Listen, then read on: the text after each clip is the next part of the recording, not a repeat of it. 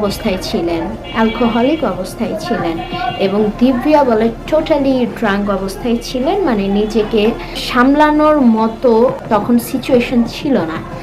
তো যাই হোক, সে বলে সেই অবস্থায় মোবাইলে কার যেন ফোন এসেছিল।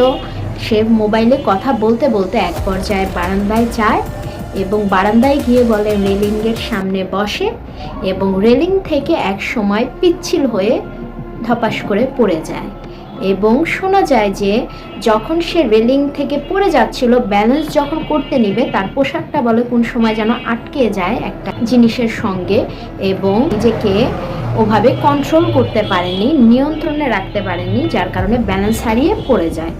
তো এটা ছিল তার দুইজন যে ফ্রেন্ড ছিল, ফ্রেন্ডের থেকে স্টেটমেন্ট। তবে দিব্যা যে অ্যাপার্টমেন্টে মারা গেছে, সে বাসায় শুধু 3জন ব্যক্তি সেদিন ছিল না, সেখানে আরেকজন ব্যক্তি ছিল। সেটা হচ্ছে দিব্যার কাজের লোক, যে দিব্যাকে একদম ছোটবেলা থেকে বড় করেছে, মানে সে দিব্যার ছোট কাল থেকে একদম সাথে সাথে ছিল।